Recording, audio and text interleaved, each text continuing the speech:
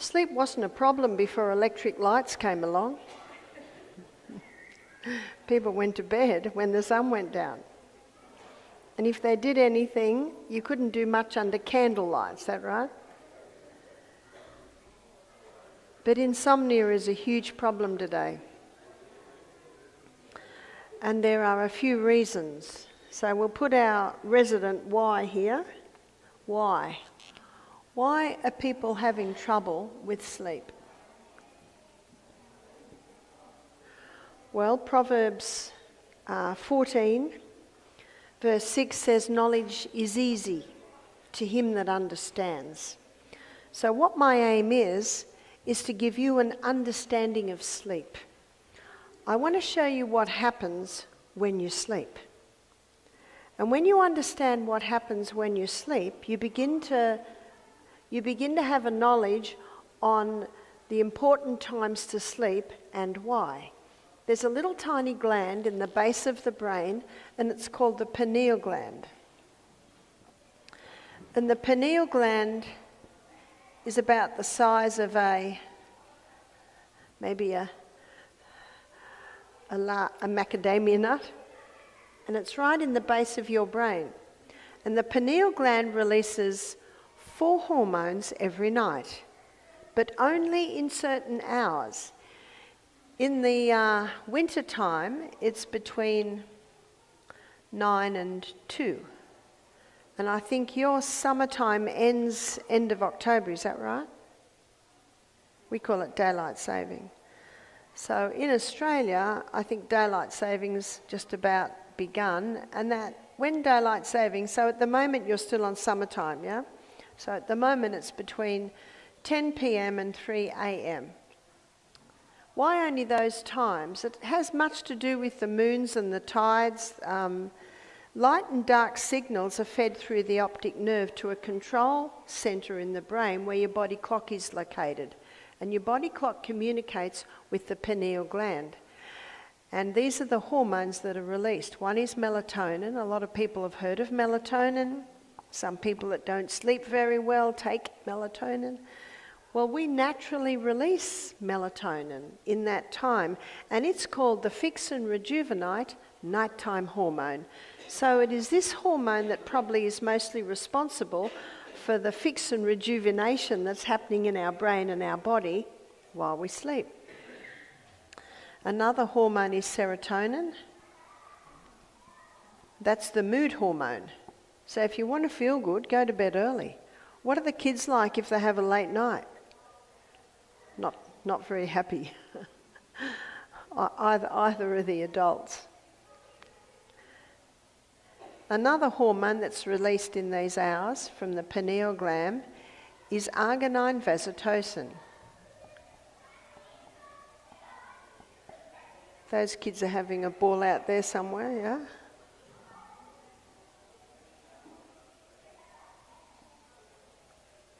Arginine vasotocin is our natural painkiller. Did you know you have a natural painkiller? When you go to bed in these hours, your natural painkiller is released.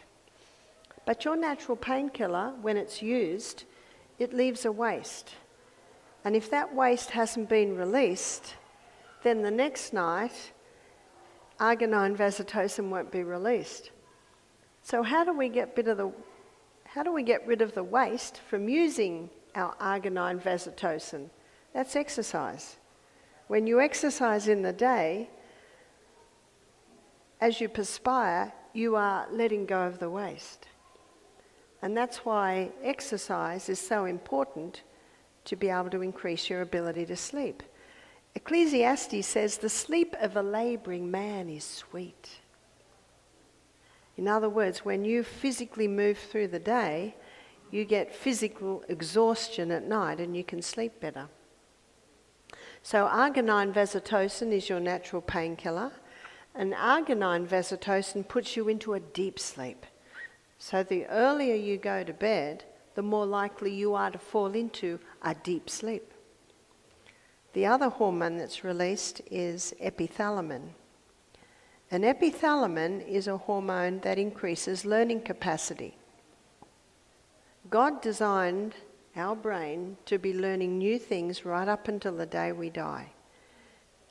Many people's brains deteriorate because they stop learning new things. We should ever learn new things. I love the story of the 90-year-old man who learnt to play the piano and the 92-year-old man that graduated from law school. After hearing the lecture on renewing the mind, a 75-year-old man came up to me and he said, I recently put away my most difficult violin pieces. He said, I'm going home to get them out again. So epithalamin increases learning capacity. So to be able to understand and retain the new things that you're learning, we need to go to bed early. You ask any teacher, they can tell the children that had a late night because they just don't get it. They don't retain. Epithalamin increases learning capacity, and epithalamin slows down aging. Everyone over the age of 25 likes that one. So these are the hormones that are released in these hours every night. But more comes into the equation. And I was reading a book called Why We Sleep by Dr. Matthew Walker.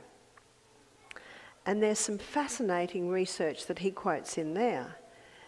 And this research was first started probably in about the 1950s. And they were doing research on rats.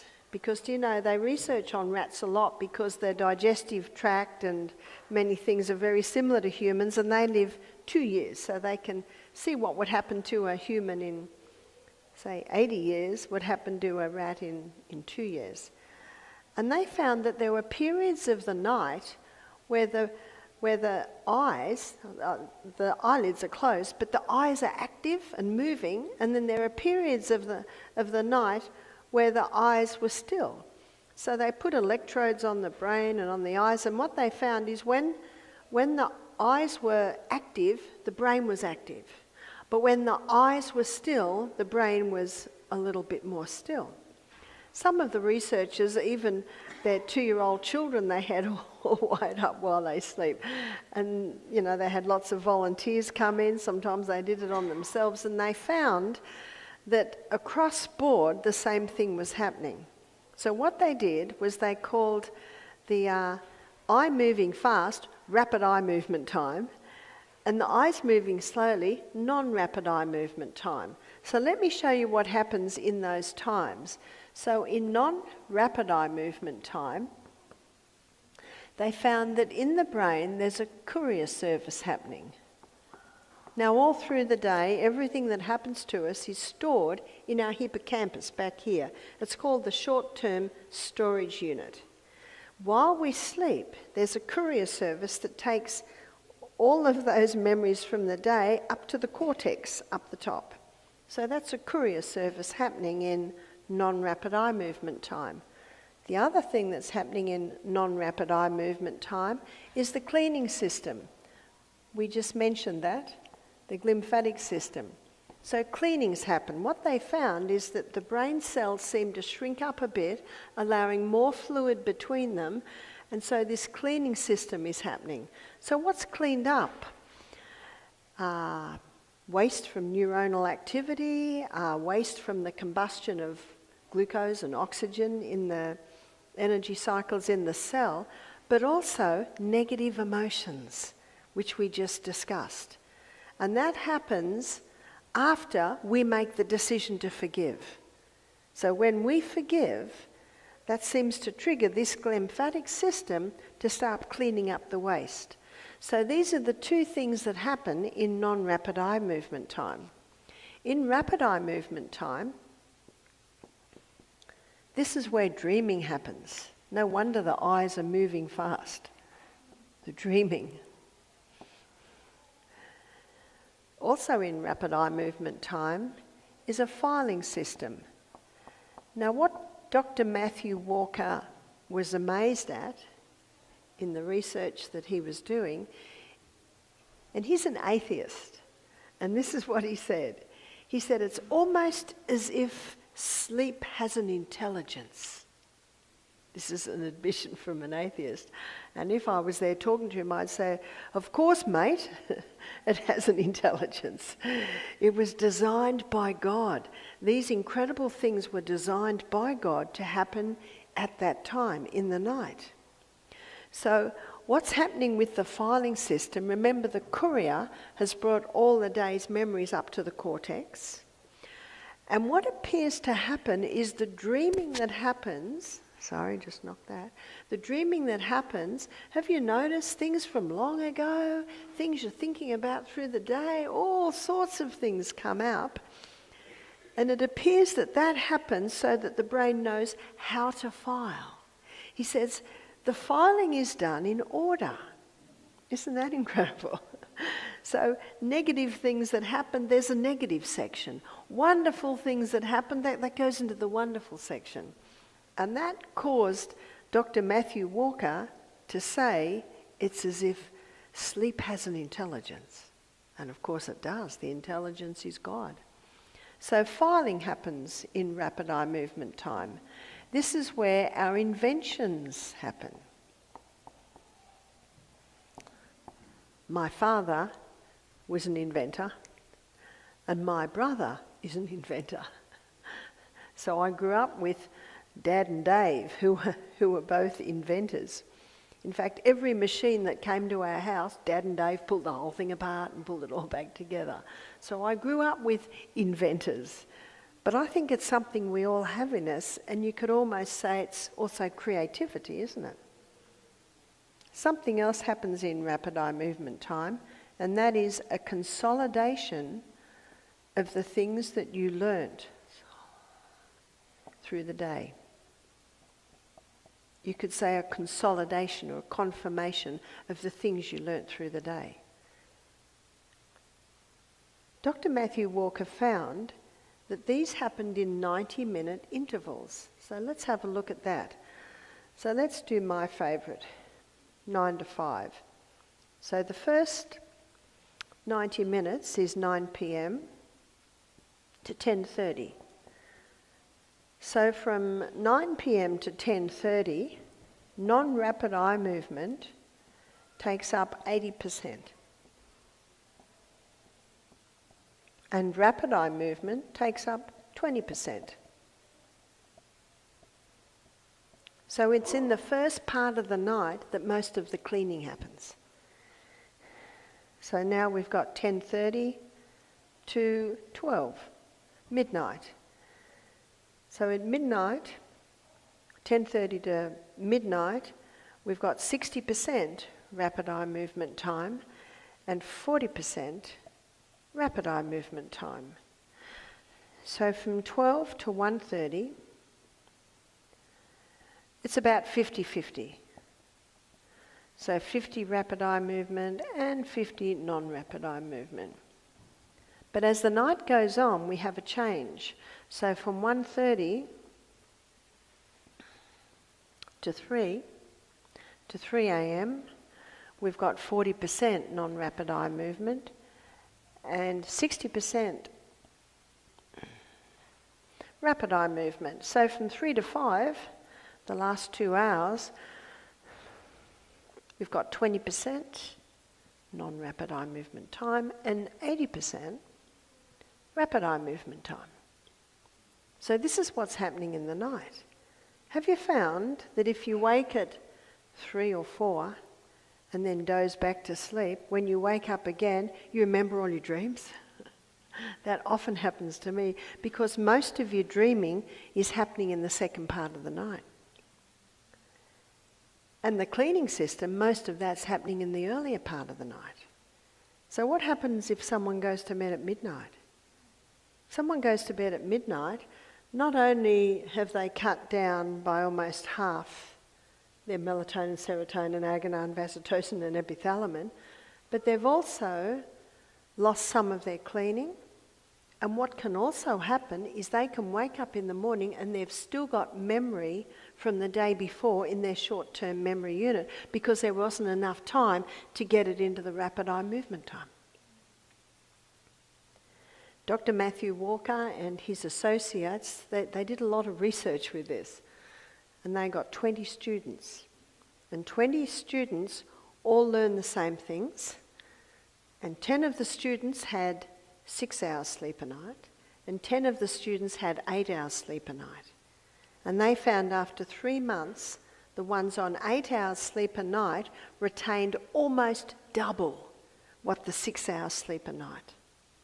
You see, they lost some of that consolidation, that confirmation of the things that they'd learnt through the day.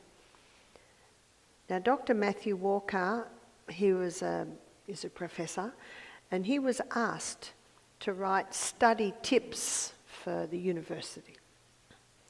And so the study tips that he gave for the university are very interesting. Number 1, he said, sleep with your windows open. Here's the pure air. In fact, these are all the things we just listed. He said, have some sunshine every day. And I discovered that sunshine was the key to recovering from jet lag.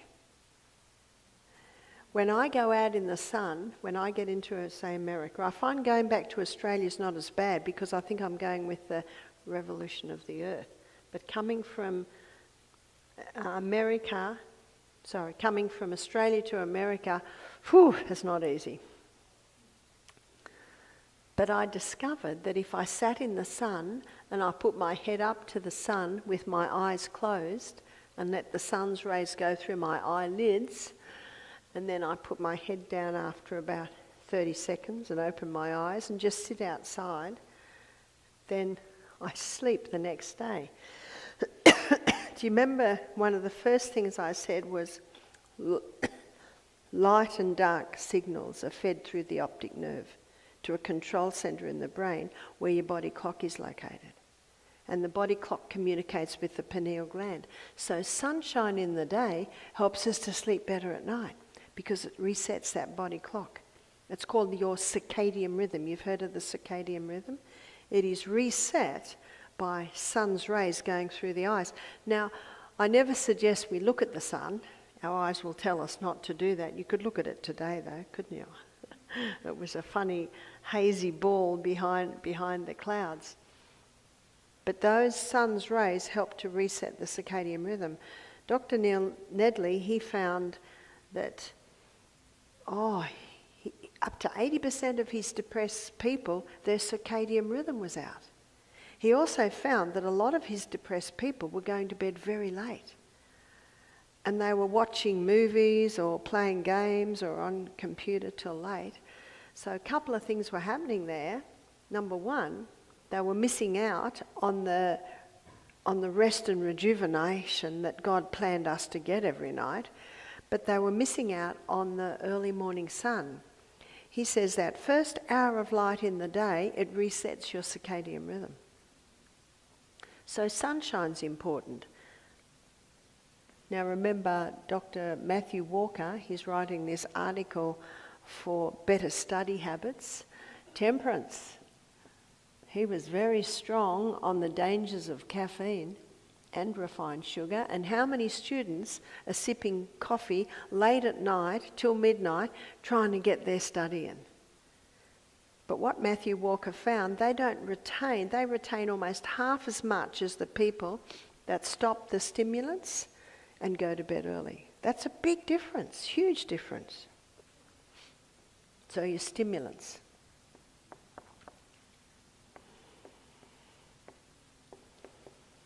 We'll put a big no there, no stimulants. And of course 4, this is 8 hours sleep a night. 8 hours, not negotiable. When I turned 50, I found that I started to have about 6 hours sleep a night and I felt good. I used to tell people, since I turned 50, I don't need as much sleep. Once I read this book, I very quickly have trained myself back into 8 hours. Because that's the danger of the 6 hour. You feel okay, but it's a great deception because all of these things aren't happening. What Dr. Matthew Walker showed is that people with Alzheimer's Little amyloid plaques. In every case of Alzheimer's, they found little amyloid plaques, which are like little calcified deposits building up in the prefrontal cortex. Now, when someone's got Alzheimer's, how's their reason, intellect and judgment? It's not there, is it? It's not there. What Matthew Walker found, that when you sleep these hours, your cleaning system prevents the build-up of the amyloid plaques. And the people that have boasted of 5 hours sleep a night, let's have a look at how their latter years are. And remember, God never meant anyone to get Alzheimer's. He meant our mind to be brighter and smarter with age. So 8 hours is not negotiable. So the next one is exercise. If you want to sleep good at night, get physically active in the day. If you can't run, try the exercise bike. Try the rebounder. Try swimming. But some sort of physical exercise. Remember Ecclesiastes? The sleep of a labouring man is sweet, because that man is physically exhausted from his physical exercise. And so many people today are at the computer. They're not doing physical work, they're doing brain work. Yes, the brain does need a rest when it's been working hard, but it needs that physical. Many guests that have been to our program, they buy the little rebound, the little mini trampolines in their office. And everyone in the office does 1 minute every hour. 1 minute every hour. Now, you could even do it if you had 60 people in the office, couldn't you? 60 minutes in an hour. 6, proper diet.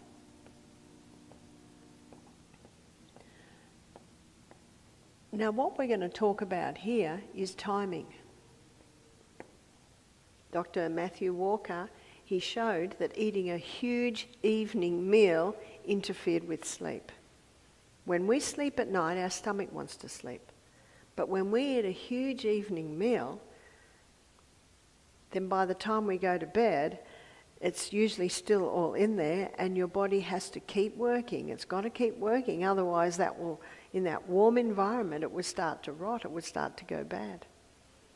So eating breakfast like a king, lunch like a queen, and tea or supper like a pauper.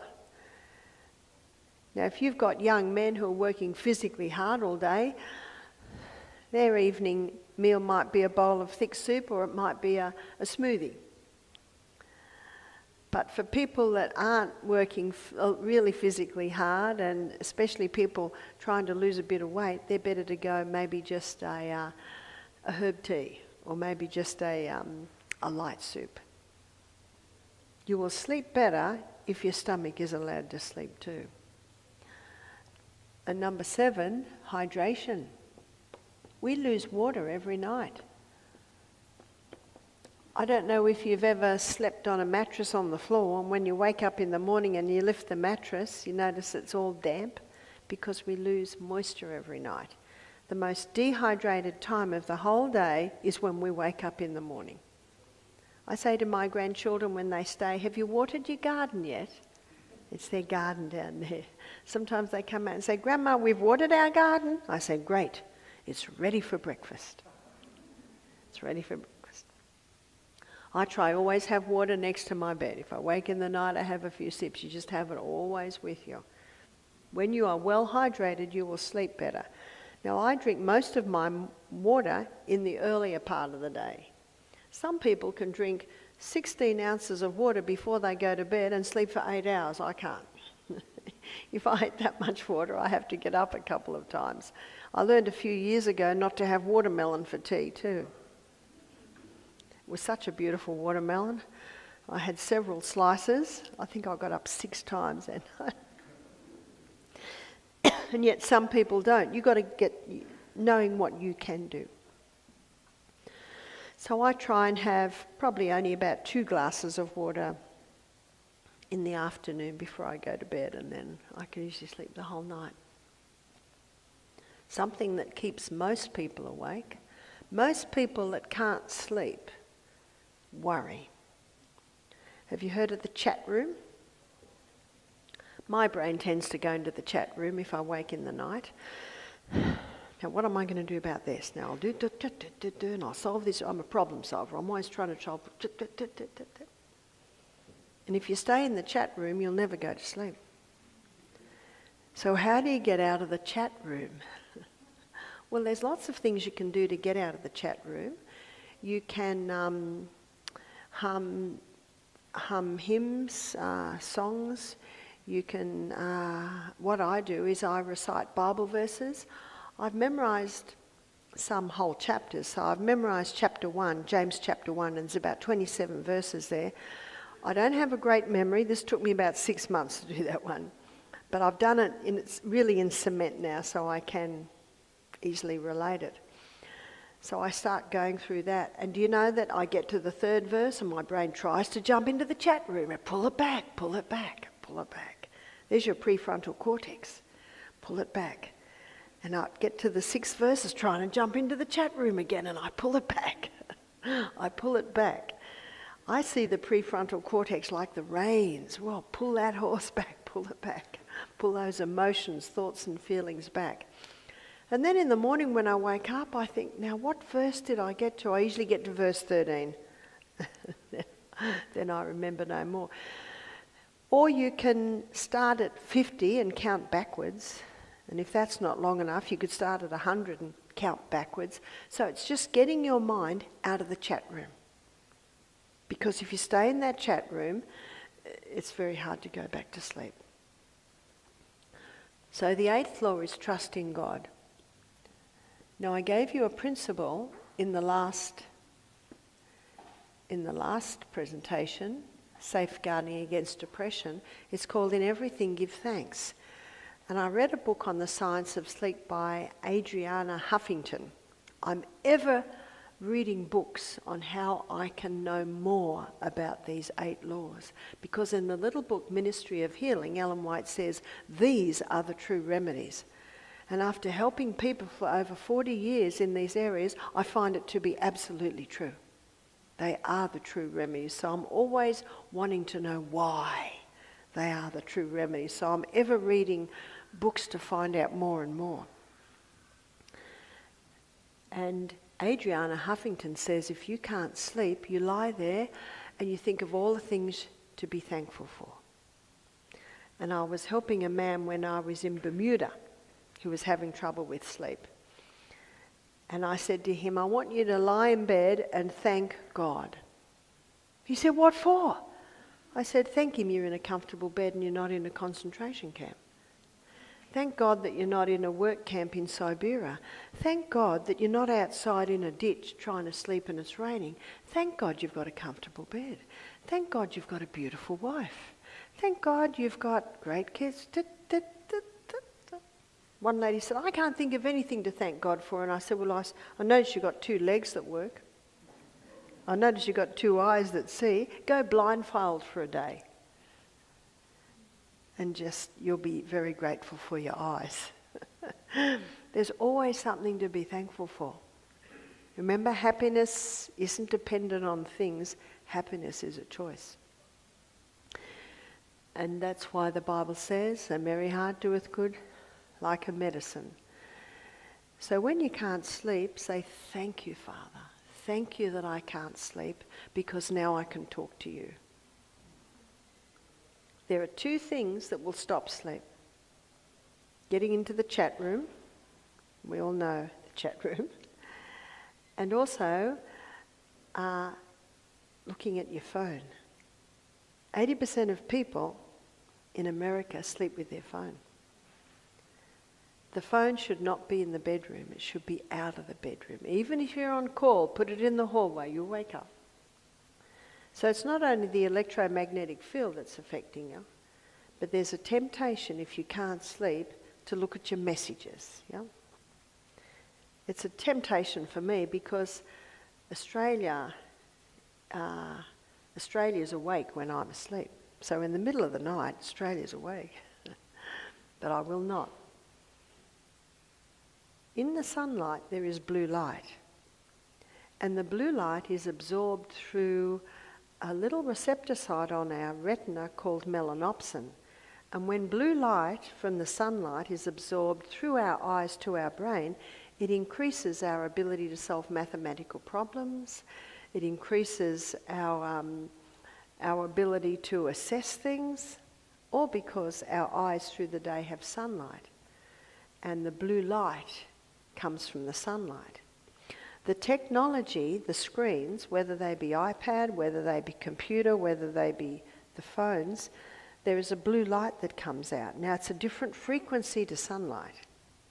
But in the middle of the night, if you look at your phone, there's enough blue light going in there to say to your brain, daytime, wake up, because it's right here.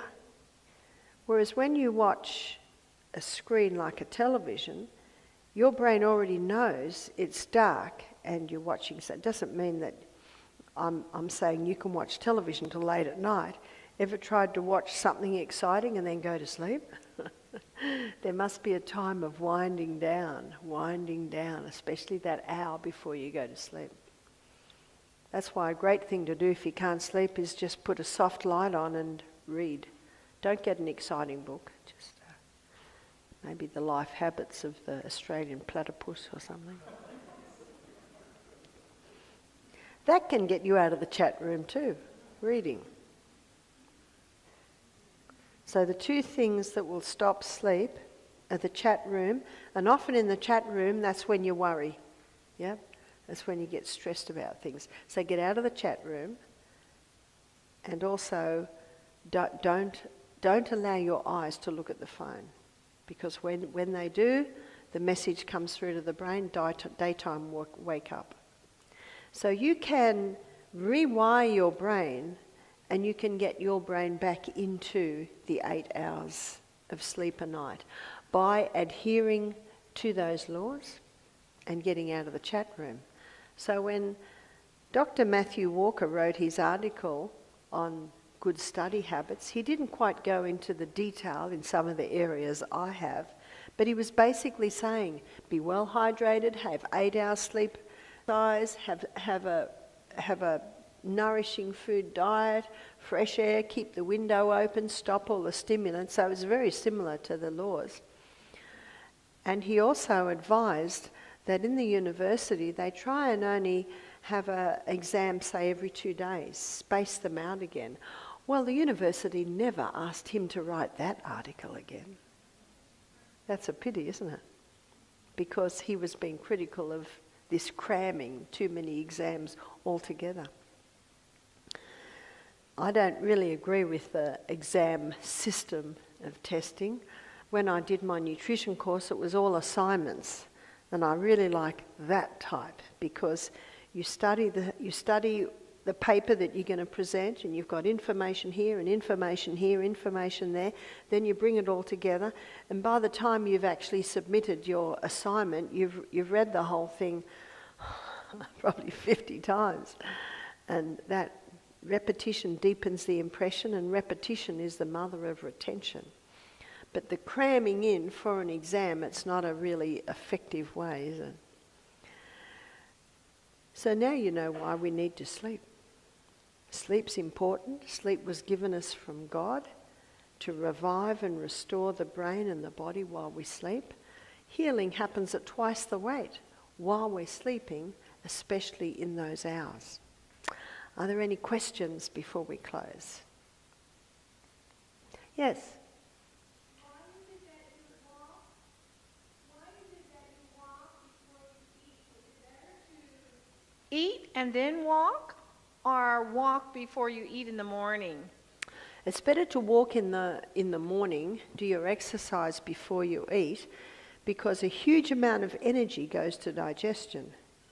So if you do, a gentle walk after you've eaten is fine, but if you're going to do the high intensity interval training and running up and down hills, a huge amount of energy is going to be pulled to your legs to get you up the hill, and the stomach's going to protest because a huge amount of energy goes to digestion. And that's why we've always been told don't swim straight after a meal, you'll get a cramp, because the same thing, when you dive into water, a lot of blood is rushed to the skin because of hitting the cold water, and it's drawn away from the stomach. And so it is far better to do the intense physical exercise before you eat. And how long do you exercise? I'm going to define that tomorrow night when I look at heart health and diabetes, but I do 15 minutes because I do the high intensity interval training, which are intervals of high intensity, intervals of recovery, intervals of high intensity and recovery. And because you're doing it so intensely, you can do it all in 15 minutes. Isn't that good news? Yes.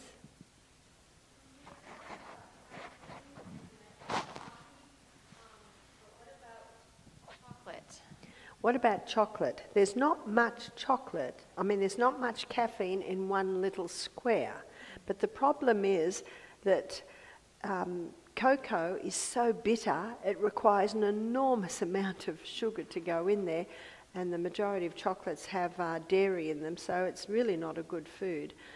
But I do meet ladies that come to our retreat who eat a whole block. Well, there's a fair bit of caffeine in a whole block of chocolate. So probably the highest caffeine foods would be, or drinks would be, your coffees, the V drinks, the Coca-Colas, Red Bulls, things like that. Okay, and also about the phones, what about in airplane mode? It is true on airplane mode you haven't got the frequencies going out, but it still should be away from the body, because even on airplane mode you still have some coming out. Okay, thanks.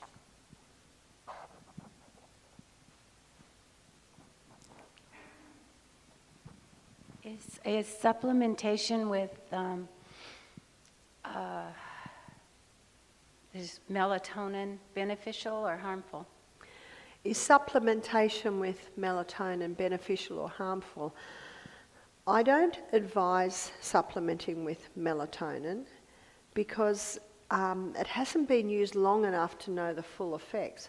But if someone is really struggling with sleep and the melatonin is helping them, I don't tell them to stop. I say, well, it is helping you, so that is good, but what you could do is you could try a few other things and alternate it so the body doesn't get so dependent on it. And when you keep putting something into the body that the body makes, the body can make less of it, which is what you don't want. So there is another herb that's a mild tranquilizer, a mild sedative, and it's valerian. And I have spoken to some people that have said that's been really good. For people that really struggle with sleep, something like valerian, melatonin, they can get the body back into the habit of sleeping. Thank you.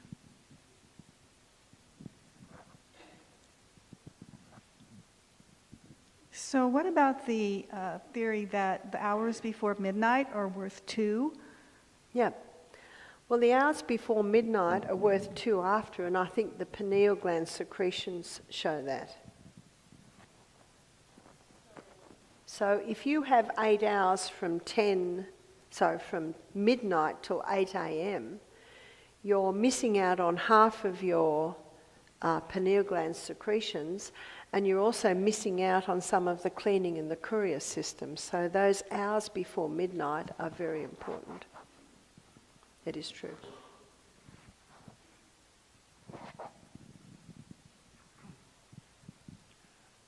So herbal teas, as long as they're decaffeinated, are okay? Sure, yeah. How about naturally decaffeinated coffee, not the chemical process?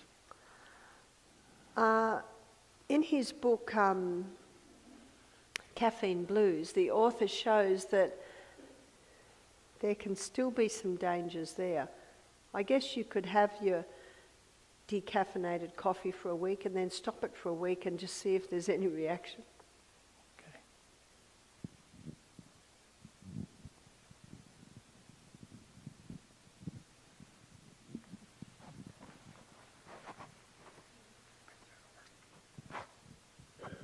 So I have a family member with fibromyalgia, and they sleep around the clock, multiple hours. And I know it's because their body is just out of whack. But how do you get someone like that into a normal sleep pattern? They're sleeping day and night, off and on. Yeah, they can get into a normal sleeping pattern.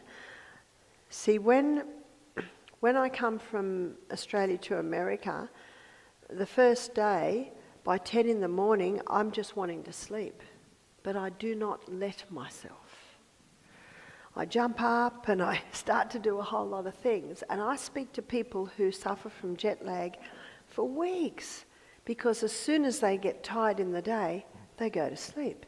So it would be a similar thing with this, is that there's a discipline needs to happen, is don't let yourself sleep.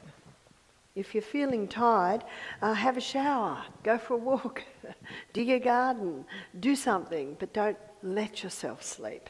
So if that person wants to, they will be able to get back into a better routine. Two little questions. Oh, I thought I heard somebody else. If you're off on your sleep, the circadian rhythm is really off, do you recommend just cold turkey starting, or cold veggie meat, starting the right pattern, or is it better to do incremental dose? It depends on the person, but for some people who go to bed at midnight, the first week they'll go to bed at 11, and then the next week they'll try 10, and then the next. So you have to work with what the person can do and is comfortable to do. And then the last question is, this is amazing, but then there's all these healthcare workers that people go to for care, and they've got the night shift, so they're not their brain isn't very awake to help those people that come for help. That is true. That and Dr. Matthew Walker shows that there are more accidents from sleep deprivation than alcohol, and that's not lessening the accidents that happen because of alcohol. But he shows that when someone's drunk, there's a bit of a reaction, but when someone falls asleep at the wheel, there's no reaction. Wow. And he cites that to show that, this is a huge problem, people falling asleep because they're not getting enough sleep. Right. I meant to say the healthcare workers that are in hospitals or such. That's right. And someone has to do night duty. So I say to people that do night duties, do as little as possible. And definitely when your days are off, go into the early nights. And what some people find is that when they get home from night duty, they won't have anything to eat. They'll go straight to bed and they'll sleep 4 hours. And then they might wake up at 10 or 11, and then they'll exercise, have a hearty meal, and they'll stay awake till maybe later in the afternoon, maybe till 5 o'clock, and then they'll have another, depending on when they start. A lot of night duties as nurses will start at 11. That's when I used to start. And then they'll have another 4 hours then. So a lot of them find those 2 bits of 4 hours where they're getting a little bit of the morning and a little bit of the night. And exercising in the day can help them get through those periods of night duty.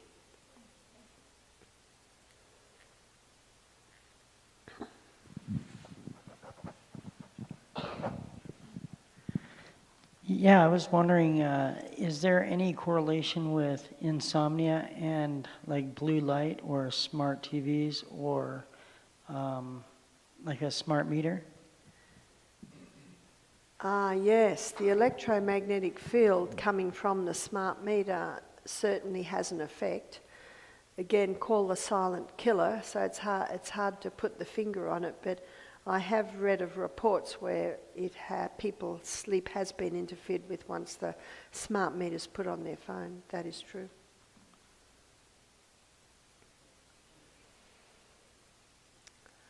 Well, that must be all. I think everyone's dying to get to bed, eh?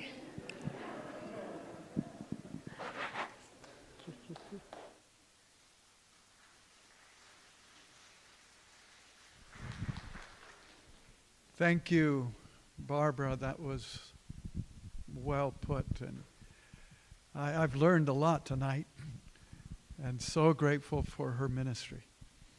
Well, we do need to get going, get to bed on time, and implement some of these, the principles that we are learning. So let me ask you to stand, and we're going to have a word of prayer before we are dismissed. Father in heaven, we are so thankful for the opportunity to learn. You have gifted Barbara O'Neill with experience and knowledge and the ability to share in a way that is understandable, in a way that truly can motivate us to implement these wonderful principles into our lives. And so grant us not only to retain this information and learn and understand, but Lord, give us the courage, the tenacity to implement this program into our lives so that we can honor you by the way we live and the way our bodies function. Tonight, Lord, we ask for your blessing as we head home and as we sleep tonight and tomorrow work, and then the opportunity to once again return to the next presentation. So bless us and keep us. Make your face to shine upon us and grant us your peace. In Jesus' name, amen. Good night, everyone.